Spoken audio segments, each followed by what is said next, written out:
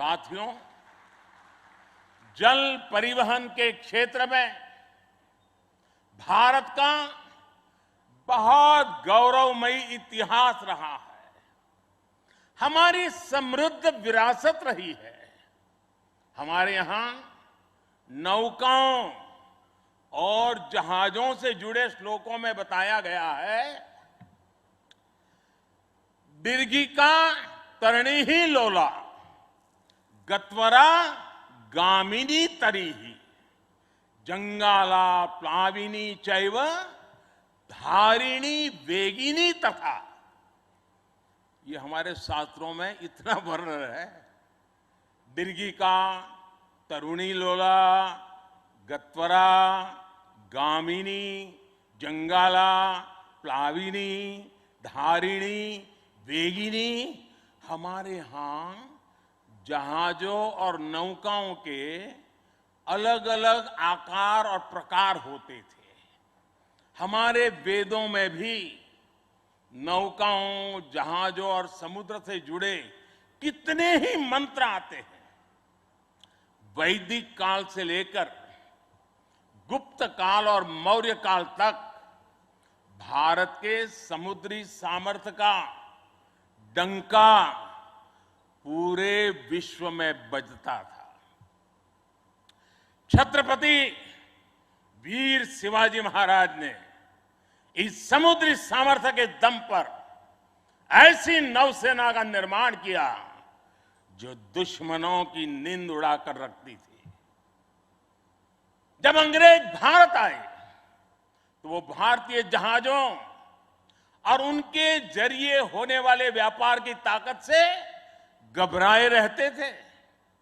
इसलिए उन्होंने भारत की समुद्री सामर्थ्य की कमर तोड़ने का फैसला लिया। इतिहास गवाह है कि कैसे उस समय ब्रिटिश संसद में कानून बनाकर भारतीय जहाजों और व्यापारियों पर कड़े प्रतिबंध लगाए दिए गए थे। भारत के पास प्रतिभा थी, अनुभव था, लेकिन हमारे लोग इस कुटिलता के लिए मानसिक रूप से तैयार नहीं थे। हम कमजोर पड़े और उसके बाद गुलामी के कालखंड में अपनी ताकत को धीरे धीरे भुला बैठे। अब आजादी के अमृत काल में भारत अपनी उस खोई हुई शक्ति को वापस ला रहा है। उस ऊर्जा को फिर से जगा रहा है।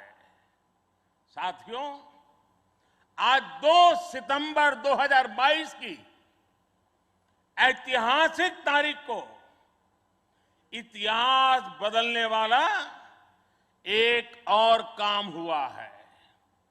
आज भारत ने गुलामी के एक निशान, गुलामी के एक बोझ को अपने सीने से उतार दिया है। आज से भारतीय नौसेना को एक नया ध्वज मिला है। अब तक भारतीय नौसेना के ध्वज पर गुलामी की पहचान बनी हुई थी, लेकिन अब आज से छत्रपति शिवाजी महाराज से प्रेरित नौसेना का नया ध्वज समंदर और आसमान में लहराएगा।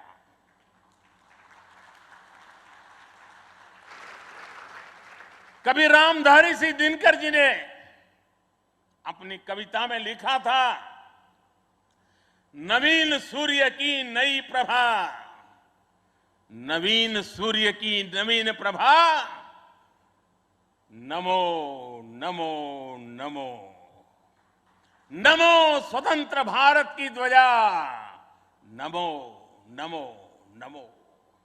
आज इसी ध्वज वंदना के साथ मैं ये नया ध्वज नौसेना के जनक छत्रपति वीर शिवाजी महाराज को समर्पित करता हूं।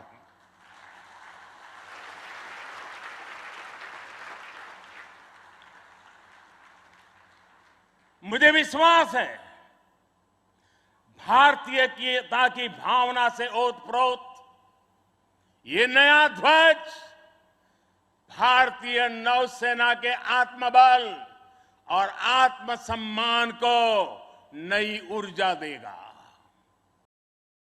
तो जो मेड इन इंडिया के तहत जिसे तैयार किया गया, आज दुश्मनों से टक्कर लेने के लिए पूरी तरह से तैयार है। लगभग 1 साल पहले इसे समुद्र में कठोर परीक्षणों में अच्छी तरह से परखा गया, जिसके बाद प्रधानमंत्री मोदी द्वारा इसे 2 सितंबर को कोच्चि में लॉन्च किया गया। इसकी खास बात यह है कि आईएनएस विक्रांत एक बड़ा जहाज है जो पूरी तरह मेड इन इंडिया के तहत बना है। इसकी लंबाई की बात करें तो 200 मीटर और चौड़ाई 60 मीटर है। इसके वजन की बात करें तो 45,000 टन वजनी जहाज है।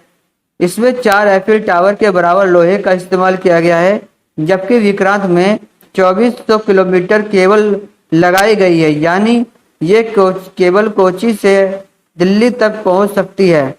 बनने के करीब 13 साल के बाद इसे भारतीय नौसेना के बेड़े में शामिल कर लिया गया है। आईएनएस विक्रांत के साथ 30 फाइटर प्लेन्स और हेलीकॉप्टर को अपने साथ ले जाने में ये बहुत ही सक्षम है। अब हम आपको आईएनएस विक्रांत की मारक क्षमता के बारे में बताते हैं। ये भारत में बनाया गया अब तक का सबसे बड़ा युद्धपोत है। इसका भार 45,000 टन है। 4 गैस टरबाइन के जरिए इसे कुल 28 मेगावाट की ताकत मिलेगी। इस पोत की अधिकतम गति 28 नॉटिकल मील है। युद्धपोत मिग-29 के लड़ाकू जेट, काम्बोव 31 हेलीकॉप्टर और MH-60R मल्टी रोल हेलीकॉप्टर संचालित करने के लिए तैयार है। विक्रांत को बराक और ब्रह्मोस मिसाइल से लैस किया गया है।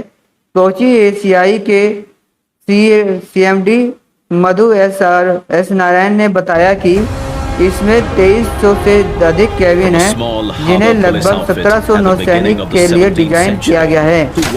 नौसेना में पहली बार शामिल हो रही महिला अधिकारी के लिए विशेष केबिन बनाया गया है। नौसेना ने कहा कि 75% की स्वदेशी सामग्री के साथ आईएनएस विक्रांत आत्मनिर्भर भारत के लिए एक आदर्श उदाहरण है। यह मोदी सरकार की मेक इन इंडिया की पहल पर जोर देता है। इस जहाज में 15 मंजिलें हैं। हर मंजिल पर अलग अलग तरह के ऑपरेशन सेंटर है। आईएनएस विक्रांत में 16 बेड का एक आधुनिक हॉस्पिटल है बनाया गया है। इसके साथ ही इसमें 2 ऑपरेशन थिएटर भी है। लंबे समय तक समुद्री मोर्चे पर तैनात रहने वाले नौसैनिकों के लिए आईएनएस विक्रांत में आधुनिक किचन बनाई गई है, जिसे गैली कहा जाता है। इस खास किचन में रोटी बनाने की मशीन से लेकर बड़े बड़े बॉयलर है, जिनमें एक साथ सैकड़ों नौसैनिक के लिए स्वादिष्ट भोजन बन सकता है। करीब 1700 नौसैनिक के लिए उत्तर दक्षिण शाकाहारी मांसाहारी हर तरह के भोजन खाने पीने का इंतजाम है। Draws inspiration from the seal of the great Indian